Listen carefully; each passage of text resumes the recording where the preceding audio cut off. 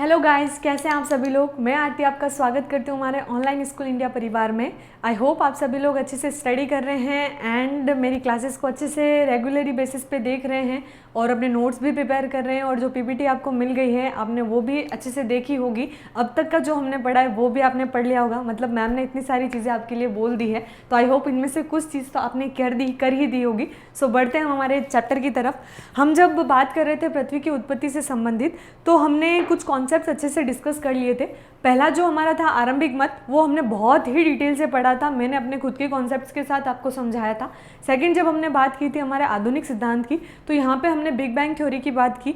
उसके बाद हमने एक ब्रह्मांड की परिकल्पना के बारे में समझा कि ब्रह्मांड में जो पदार्थ थे, गोलक पदार्थ जिन्हें हम अणु कहते हैं, उन्हीं में एक बहुत बड़ा एक्सप्लोजन हुआ और इसी की वजह से हमारी आकाशगंगाओं का निर्माण हुआ। और यही आकाशगंगाएं विस्तार के साथ साथ दूर होती गई और इन्हीं आकाशगंगाओं में जो गैसेस या हीलियम के जो पदार्थ थे, बादल जो थे, वो पिंड इकट्ठे होते गुरुत्वाकर्षण के बल से अपने चारों ओर एक तस्तरीनुमा आकृति एक इकट्ठा होते गए। और इन्हीं इकट्ठेपन की वजह से क्या बना, हमारा तारों का निर्माण हुआ। और ये कब हुई, ये प्रक्रिया हुई 5 से 6 अरब वर्ष पूर्व।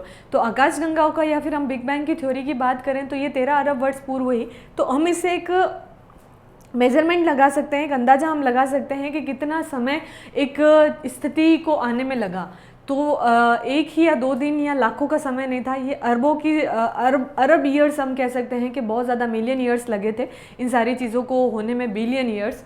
सो आपको ये चीज़ अब समझनी होगी कि हम जो पॉइंट्स पढ़ रहे हैं, एक जो कल्पनाएं बनाई गई है, ना तो उन अरब वर्षों में हम थे, ना जो ये कल्पना रखने वाले हैं वो थे, लेकिन एक साइंटिफिक पॉइंट्स के साथ अगर वो कोई चीज़ रख रहे हैं तो हम उसी को अवधारणा इसीलिए कहते हैं। हम तथ्य नहीं कहते, हम ये फैक्ट नहीं कहते, हम उसका नाम एक देते हैं अवधारणाएं, अजम्पशंस जो बनती है। और उसी के हिसाब से हम ये मानते हैं कि हमारी पृथ्वी किस प्रोसीजर से हुई, यहाँ तक पहुँची होगी। दैट मीन्स ये स्थिति जो थी, इसकी पहली स्थिति थी, इसके बाद ऐसे ऐसे करके ये एक ठंडा और एक हमारे जीवन जीने के लिए एक अनुकूल वातावरण बनाने में पृथ्वी को कितना समय लगा होगा। और यही चीज़ हमारी इस चैप्टर में है। बहुत ही इंटरेस्टिंग चैप्टर है हमारा एग्ज़ाम पॉइंट ऑफ व्यू से भी।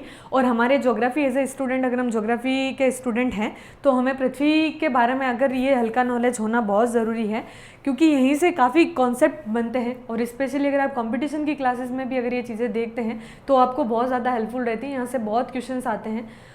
सो बढ़ते हैं हमारे चैप्टर की तरफ। हमने जो बात की थी अभी तक, काफ़ी चीज़ें हमने डिटेल से डिस्कस की। सो आज हम बात करेंगे कि हमारे जो ग्रह हैं वो कैसे बने। हमने तारों की उत्पत्ति के बारे में बहुत अच्छे से समझ लिया था और उसको मैंने कुछ पॉइंट्स के साथ भी रखा था। आई होप आपने वो देखा होगा। और लाइट ईयर अब आपको समझ में आ गया होगा कि जो अगर हम बात करें लाइट ईयर की, वापस मैं आपको रिवाइज करवा देती हूँ।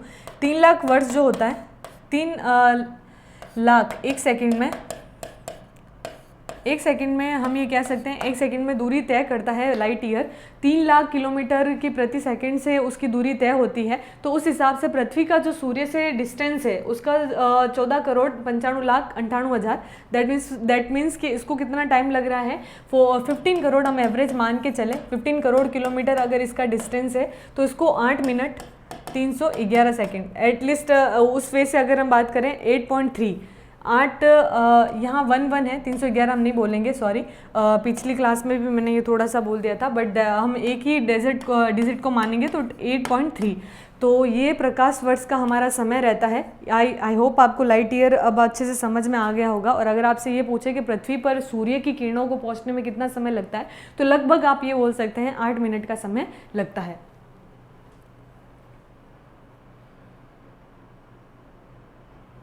बढ़ेंगे हम आज आगे।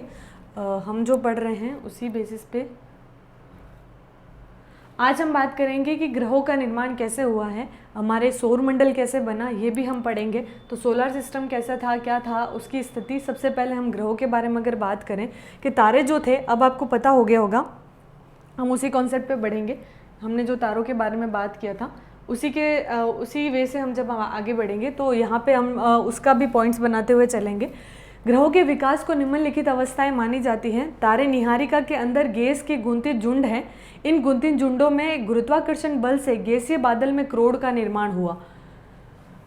क्या स्थिति रही, तारे जो बने वो गैसों के झुंडों से ही बने, ये हमने देखा था लास्ट। इन्हीं में क्या हुआ, एक गुरुत्वाकर्षण बल लगा, ग्रेविटेशनल फोर्स लगा, जिसकी वजह से इन गैसीय बादलों में एक क्रोड का निर्माण हुआ। इस क्रोड की वजह से इन गैसीय क्रोड के चारों तरफ गैसों और धूल कणों की घूमती हुई तस्तरी बनी। यानी हम ये कह सकते हैं ये हमारा ब्रह्मांड था, इसमें बहुत सारी आकाशगंगाएं थी। इनमें से हमारी जो एक आकाशगंगाएं थी, इसी की एक आकाशगंगा, जैसे कि ये हमारा ब्रह्मांड है, ये हमारी सभी क्या हैं, आकाशगंगाएं हैं। एक आकाशगंगा जो थी उसके अंदर जो थे हीलियम से बने बादल, जिसे हमने क्या नाम दिया, निहारिका, नेबुला। इन निहारिकाओं में क्या हुआ था, इन निहारिकाओं से पिंड बने और यही क्या कहलाए, तारे। और इन्हीं तारों में, इन्हीं पिंडों में क्या हुआ था, इनके झुंड बने, गुरुत्वाकर्षण बल लगा, बल लगा, जिससे एक क्रोड का निर्माण हुआ। क्या बना, क्रोड। इन क्रोड का निर्माण हुआ। इस क्रोड के निर्माण से गैसीय क्रोड के चारों तरफ गैस व धूल कणों की घूमती हुई तस्तरी विकसित हुई। यानी जो ये क्रोड था हमारा, गुरुत्वाकर्षण बल के कारण एक क्रोड का निर्माण हुआ, एक चीज़ों का बल्क बना और इसके चारों तरफ गैस और धूल कण विकसित होने लगे। एक पूरी एक रोटेशन डिस्क बनी, एक तस्तरी नुमा एक आकृति बनी और इन्हीं गैसों और धूल कणों की स्थिति रही। उसके बाद अगली अवस्था में गैसीय बादलों का संघनन आरंभ हो गया और क्रोड को ढकने वाले पदार्थ ये जो छोटे गोले के रूप में विकसित हुए, ये गोले संघनन यानी अणुओं में पारस्परिक आकर्षण के कारण ग्रहाणु में परिवर्तित हो गए। यानी ये जो अणु थे, ये जो अणु थे हमारे, इनमें क्या हुआ, इन बादलों में संघनन प्रारंभ हुआ और इन पदार्थों का एक छोटे गोले के रूप में सर्जनन होना शुरू हो गया। यानी ये संघनन की प्रक्रिया रही। इस संघनन की स्थिति के कारण, आप समझिए एक मिनट, इन संघनन की स्थिति के कारण ग्रहाणु बने। अब इसको एक अपने लैंग्वेज में अगर हम बात करें, हमने ये पढ़ा था अच्छे से। अब हम बात करेंगे ग्रह कैसे बने। ये तारे बने, इन तारों में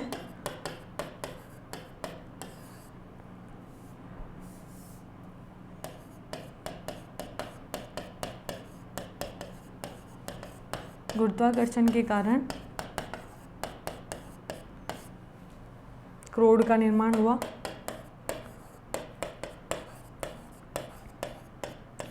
इसी क्रोड में इसके चारों ओर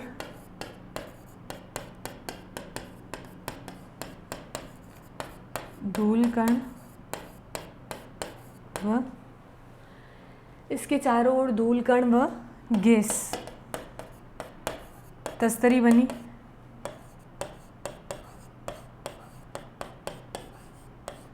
और इन्हीं तस्तरी से वो जो बादल बने थे,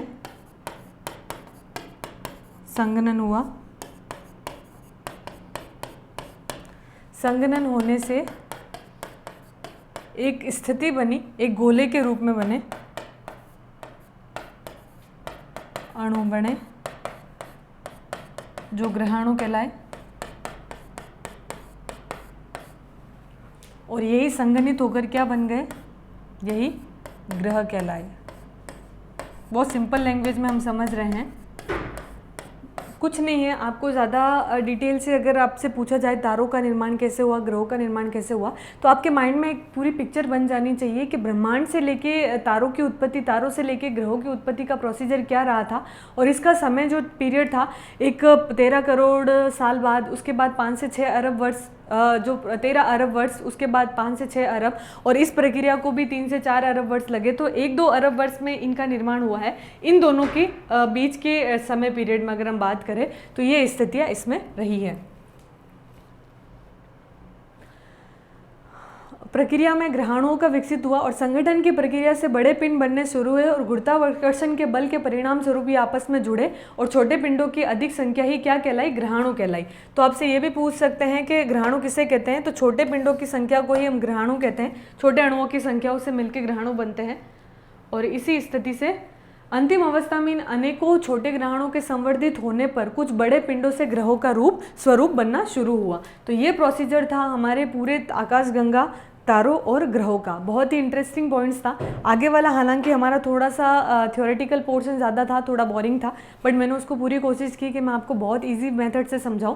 कांट एंड लैपलास जो भी थ्योरीज थी आपने अच्छे से समझ ली होगी। अब आपके माइंड में जब बिग बैंग की थ्योरी आती है तो बिग बैंग की थ्योरी बात करती है पूरे आधुनिक स्थिति में, यानी ब्रह्मांड से लेकर जितने भी परिस्थितियाँ रही है टिल पृथ्वी में अभी भी जो चीज़ें चल रही है वो हमारी आधुनिक अवस्था में आता है। तो उसमें हमने सबसे पहले बात की थी हमारे ब्रह्मांड की उत्पत्ति की। तो अब हम एक चार्ट प्रिपेयर कर सकते हैं। हम ये कह सकते हैं कि हम एक कॉन्सेप्ट लेके चल सकते हैं, जैसे कि ये हमारा है ब्रह्मांड, या हम इसी से मान लेते हैं ये हमारा ब्रह्मांड है। इन ब्रह्मांड में बहुत सारी आकाशगंगाएं थी।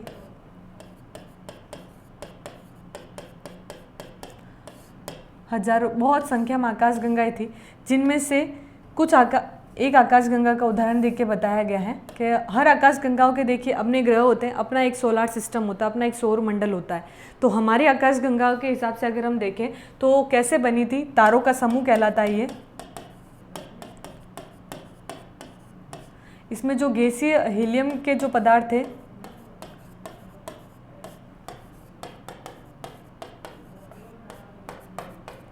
क्या था, हीलियम के पदार्थ से हमारे क्या बने थे,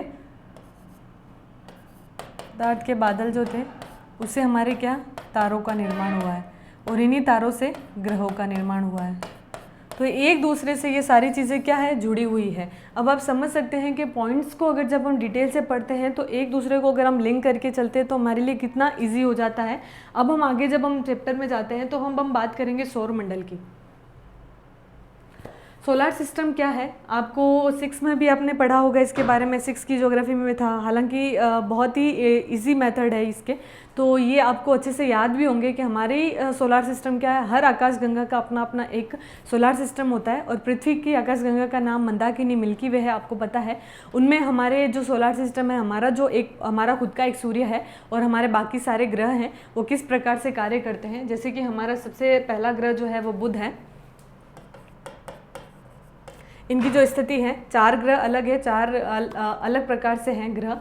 तो इन 9 ग्रहों की स्थिति कैसे रही, क्या है। और वैसे अभी वर्तमान में अगर हम कहें तो हमारे 8 ही ग्रह हैं, और प्लूटो जो था 2006 में इसको ग्रहों की श्रेणी से अलग कर दिया गया और इसको इसको बोना ग्रह माना गया है। क्या रीज़न थे उस पर भी मैं चर्चा करूँगी। तो हम पढ़ते हैं हमारे सौरमंडल को। हमारे सौरमंडल में 8 ग्रह हैं। निहारिका को सौरमंडल का जनक माना जाता है। उसके ध्वस्त होने व क्रोड के बनने की शुरुआत से लगभग 5 से 6 अरब वर्ष पहले ही ग्रहों का निर्माण 4 से 6, देखिए अब यहाँ पे क्रोड की स्थिति जो थी वो हम बात कर रहे हैं।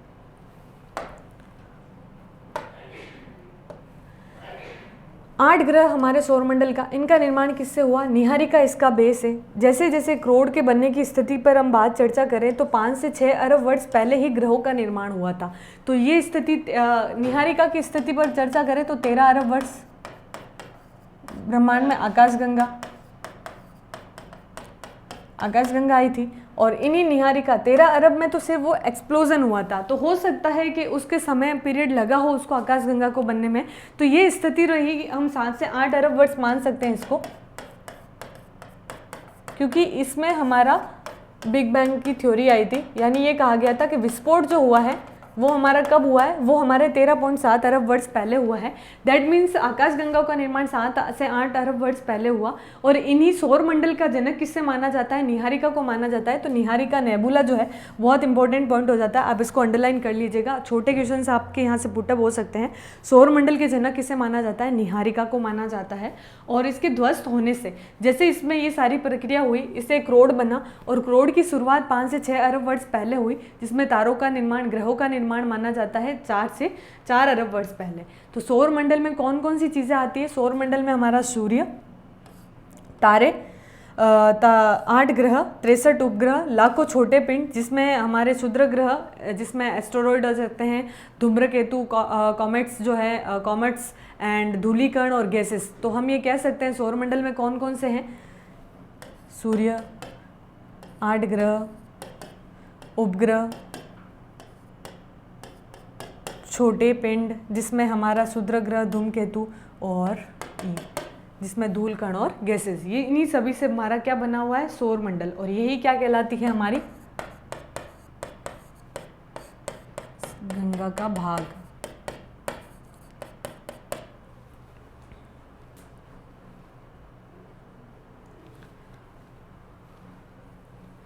इन 8 ग्रहों में बुध, शुक्र, पृथ्वी, मंगल भीतरी ग्रह हैं जिन्हें इनर प्लैनेट्स बोला जाता है, क्योंकि ये सूर्य व क्षुद्र ग्रहों की पट्टी के बीच स्थित है।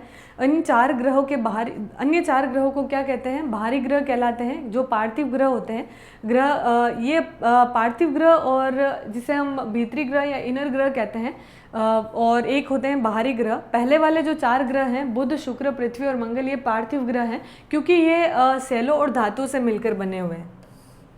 Just a minute.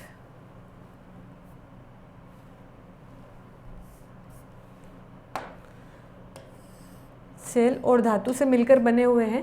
पहले ग्रह जो हैं वो हैं हमारे भीतरी ग्रह, जो कि हमारे सेल और धातु से बने हुए हैं। बाकी के 4 जो ग्रह हैं, अब आप समझिएगा, सौर मंडल की अगर हम स्थिति को बात करें, सौर मंडल में हमारे प्रमुख 8 ग्रह आते हैं। इन 8 ग्रह की स्थिति अगर हम जानें, ये हमारा है सौर मंडल। सौर मंडल यानी सूर्य का परिवार। केंद्र बिंदु कौन है यहाँ पे, सूर्य। सूर्य हमारा केंद्र बिंदु है, और सूर्य और इसकी जो परपट्टी है क्षुद्र ग्रह की,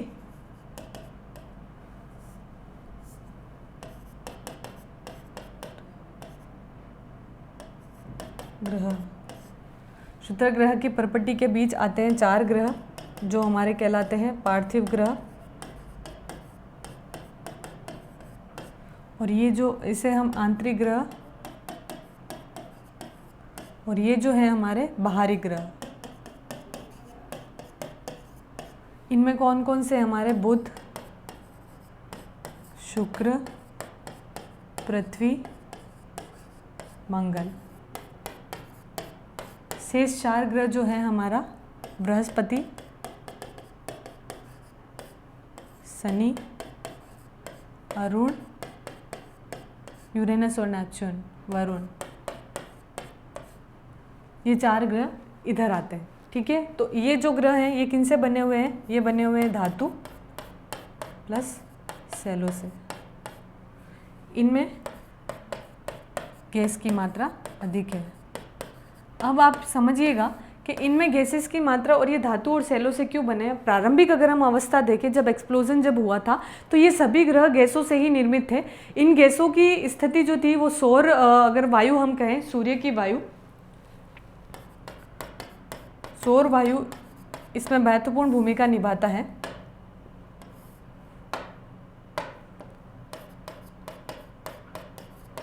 सौर वायु इसमें महत्वपूर्ण भूमिका इस प्रकार से निभाता है। इसकी वजह से यहाँ पे जितने भी गैसेस या इसका घनत्व, इनका गुरुत्वाकर्षण भी बहुत कम था,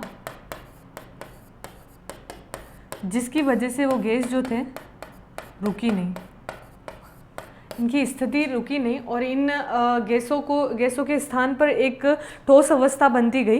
तो इसी वजह से इनको हम पार्थिव ग्रह कहा जाता है। और ये स्थिति इसके विपरीत थी, क्योंकि इनसे सूर्य की दूरी थी, सौर वायु यहाँ पर नहीं पहुँच पाई। सौर वायु की कमी हम कह सकते हैं, जिसकी वजह से ये गैसेस वाले ही ग्रह रहे। तो आधे ग्रह जो थे हमारे पार्थिव ग्रह हैं, एक आंतरिक ग्रह जिसे हम कहते हैं, एक है हमारे बाहरी ग्रह। सूर्य व क्षुद्र ग्रह के बीच की स्थिति के ग्रह जो हैं वो हमारे आंतरिक ग्रह हैं। और इनमें पार्थिव ग्रह, क्योंकि ये सेलों और धातुओं से बने हुए हैं, इनका घनत्व भी अधिक है। ये चारों ग्रह जो पीछे वाले हैं, ये विशाल ग्रह जो है वो जोवियन ग्रह कहलाता है, क्योंकि जोवियन का अर्थ होता है बृहस्पति, जुपिटर। इससे अधिक पार्थिव ग्रहों से विशाल और हाइड्रोजन व हीलियम से बना संघन वायुमंडल है। इनका जो पार्थिव ग्रहों से भी ज़्यादा ये जो दूसरे ग्रह हैं, ये गैसेस से बने हुए हैं। कौन सी गैस है, हाइड्रोजन और हीलियम की से निर्मित है। निर्माण लगभग 4.6 अरब वर्ष पहले एक ही समय में हुआ है। इनकी जो सौरमंडल की ग्रहों की स्थिति जो हमने देखी थी कि 4 अरब वर्ष पूर्व ही ग्रहों का निर्माण हुआ है।